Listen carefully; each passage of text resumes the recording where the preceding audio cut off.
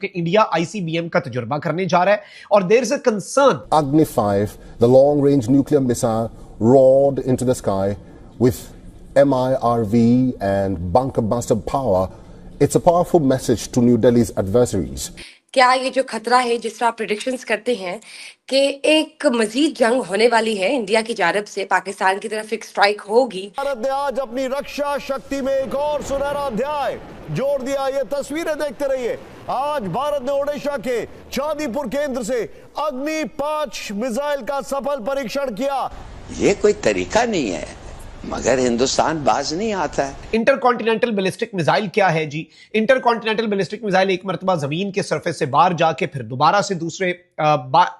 अंदर आता है और ये बड़ा खतरनाक तरीन और इसकी रेंज जो है वो बहुत ज्यादा होती है। जब 7 सितंबर को चांद ग्रहण लग रहा है पाकिस्तान के लिए, उसमें 7, 8, 9, 10 और 11 ये 4 दिन ऐसे हैं कि जिसके ऊपर पाकिस्तान के अंदर एक सख्ती आ सकती है। 5 दिन बन रहे हैं। तो इसकी रफ्तार 8 किलोमीटर प्रति सेकंड से कुछ ज्यादा है। ये न्यूक्लियर वॉरहेड और बंकर बस्टर बम ले जाने में सक्षम है। इसकी रेंज 5000 किलोमीटर तक है, लेकिन इसे 8000 किलोमीटर तक भी बढ़ा सकते हैं। उनका एक मुझे जो फिक्रा बड़ा अच्छा लगता है, वो कहते हैं सबसे पहले कंट्री। इंडिया की तारीख का longest ever missile test range का नोटिफिकेशन। जय हिंद दोस्तों, फनतंत्र में आपका स्वागत है। भारत ने एक बार फिर अग्नि 5 मिसाइल का सफल परीक्षण करके अपने दुश्मनों को सोचने पर मजबूर कर दिया है। कल भारत ने ओडिशा के चांदीपुर से इस मिसाइल का सफल परीक्षण किया। आपको बता दें कि अग्नि 5 एक आईसीबीएम यानी कि इंटरकॉन्टिनेंटल बैलिस्टिक मिसाइल है, जिसकी मारक क्षमता 5000 किलोमीटर है। यह मिसाइल MIRV तकनीक से भी लैस है, यानी कि एक साथ मल्टीपल टारगेट को हिट करने में सक्षम है। इस मिसाइल का निर्माण DRDO के द्वारा किया गया है। इस मिसाइल की एक खासियत यह है कि यह 75,000 किलोग्राम तक बंकर बस्टर वारहेड को भी ले जाने में सक्षम है, जिससे दुश्मनों के परमाणु ठिकानों को धरती के 100 मीटर अंदर जाकर तबाह कर सकता है। ऑपरेशन सिंदूर के समय भारत को बंकर बस्टर बम की बहुत ही आवश्यकता पड़ी, जो अग्नि 5 मिसाइल अब पूरा करेगा। इस मिसाइल के रेंज में पूरा चीन, पाकिस्तान और तुर्की आ जाता है। भारत जब चाहे तब बिना किसी फाइटर जेट के ही दुश्मनों को तबाह कर सकता है। अग्नि 5 मिसाइल का सफल परीक्षण के बाद पूरा पाकिस्तान में दहशत का माहौल बना हुआ है। तो चलिए देखते हैं कि अग्नि 5 मिसाइल को लेकर पाक मीडिया का क्या है। भारत एक इंतहाई खतरनाक तरीन मिसाइल चलाने जा रहा है और भारत ने उस मिसाइल की रेंज के हवाले से जो नोटम जारी किया, अब अचानक से अपने कार्ड शो करते हुए उस रेंज को डबल कर दिया है। इंपॉर्टेंट चीज आप ये समझिएगा कि डेंजर जोन जो है वो इससे पहले जो भारत ने बताया था वो था 2530 किलोमीटर, कि हम जो है इंडियन ओशन के अंदर, बहिरा हिंद के अंदर हम जो है अपनी ये मिसाइल को टेस्ट करने जा रहे हैं और इसका जो डेंजर जोन है इस मिसाइल का वो 2530 किलोमीटर है। ये इंडिया ने इससे पहले एक नोटम जारी किया था, लेकिन अब नाज़रीन इकराम इंडिया जो है उसने अपने डेंजर जोन को इंक्रीज किया है 2530 किलोमीटर से 4790 किलोमीटर पे, 2530 किलोमीटर से 4790 किलोमीटर पे, यानी कि ऑलमोस्ट डबल कर दिया है डेंजर जोन की रेंज को। और बेसिकली ये जो नोटम जारी किया गया है ये इंडिया की तारीख का longest ever missile test range का नोटिफिकेशन है, यानी भारत ने आज तक इससे ज्यादा तवील मिसाइल के हवाले से नोटम और नोटिफिकेशन जो है वो जारी कभी भी नहीं किया इससे पहले तारीख में। और इंपॉर्टेंट चीज ये है कि लॉन्ग रेंज मिसाइल जो है ये अब्दुल कलाम आइलैंड से फायर करके इसे टेस्ट करने जा रहे हैं। अब ये सूरत हाल जो है पाकिस्तान भी इस पर नजरें जमाए हुए और पाकिस्तान ने भी इसे देखना है कि ये मामला जो है ये दर हकीकत क्या है और किस तरह से आगे बढ़ सकता है। आईसीबीएम क्या होता है? ये होता है intercontinental ballistic missile. Intercontinental ballistic missile क्या है जी? इंटरकॉन्टिनेंटल बैलिस्टिक मिसाइल एक मरतबा जमीन के सरफेस से बाहर जाके फिर दोबारा अंदर आता है और ये बड़ा खतरनाक तरीन और इसकी रेंज जो है वो बहुत ज्यादा होती है।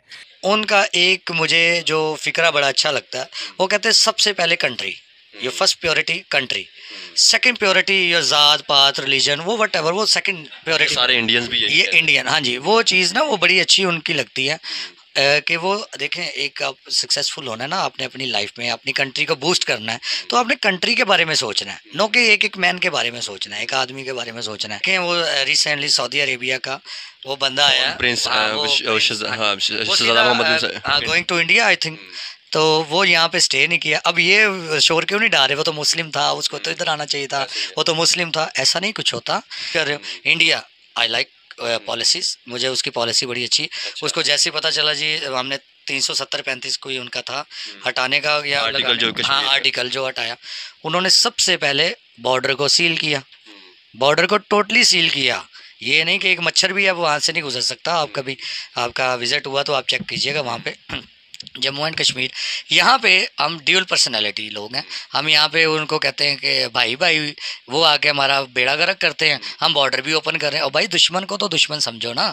ये मुझे वो बर्मा के अगर आपने कहा कि अफगानिस्तान दुश्मन को तो दुश्मन, तो फिर इंडिया कौन है? हम तो उसको भी दुश्मन कहते हैं, हम तो अपने ईरान के साथ भी हमारे मसले चल रहे हैं। आपके हिस्से में एक स्टेट आई, आपने वो रख ली। इंडिया के हिस्से में एक स्टेट आई, उसने रख ली। और भाई फिर आप क्यों चीखते हैं कि वो भी हमारा है? मतलब कि कश्मीर तो किसी का नहीं था ना, ना इंडिया का था ना पाकिस्तान का था। जब इन्होंने जो जिस तरह से भी लिया, जहाँ तक उनकी फौज आई उनका कश्मीर हो गया, जहाँ तक हमारी फौज गई हमारा कश्मीर हो गया। मुस्लिम कम्युनिटी, उसको हम इंसान को नहीं देखते, हम रिलीजन के बेस पे उससे कांटेक्ट करते हैं, उसको अच्छा बुरा जानते हैं, व्हाटएवर। अब देखें अफगानिस्तान हमारे साथ क्या कर रहा है। आप आज भी आप किसी भी गवर्नमेंट बंदे से पूछो, वो कहेगा नहीं नहीं अफगानी तो हमारे भाई हैं। और तो भाई किस तरह के भाई हैं? वो आपके इधर आके बच्चों को मार रहे हैं, आपका डॉलर स्मगल करके लेके जा रहे हैं, आपकी इकॉनमी को बर्बाद कर रहे हैं। वो इंटरनल वॉर उन्होंने छेड़ी हुई है। तो आप फिर भी एक तरफ से तो मुझे इनकी समझ नहीं आती।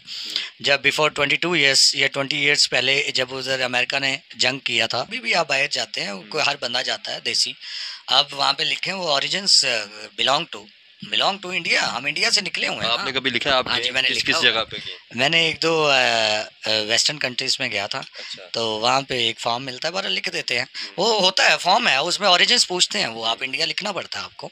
इनकी जनता है, आप इनसे पूछेंगे तो उनको कोई प्रॉब्लम नहीं है, क्योंकि इंडिया यार, मैं एक बात कहूँ, भाई भाई होता है भाई, ये ज़हन में डालिएगा, भाई भाई होता है, चाहे 100 इख्तलाफात हो। बात समझ रहे? जो दूसरी नस्ल होगी ना, नस्ल यू नो दैट, नस्ल जो होगी वो आपका भाई नहीं है। हम तो एक ही नस्ल है यार सारे, हम पंजाबी भी हैं, हम बलोची भी हैं, हम सिंधी भी हैं, हम पठान भी हैं, ये सारी कौमें इंडिया में भी हैं। हमारा रंग एक, हमारी जुबान एक, हमारा खाना एक, हमारे दाल चावल एक, हमारा सब कुछ एक।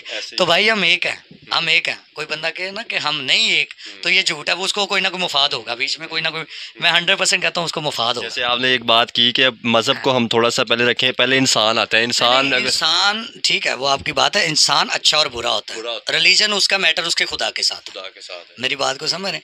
अब देखें, अब फॉर एग्जाम्पल कोई नॉनसेंस बंदा मुझे आके कहे कि यार अफगानी हमारे भाई हैं, तो मैं तो उसको पहले तो इंसल्ट करूंगा, बाद में कहूंगा भाई ना तेरा रंग मिलता है उसके साथ, ना तेरा ब्लड मिलता है, ना तेरा कल्चर मिलता है, ना तेरा खून मिलता है, वो तो लगते हैं गोरे गोरे इसराइली टाइप। और अगर तुम लोग नए हो तो सब्सक्राइब करो।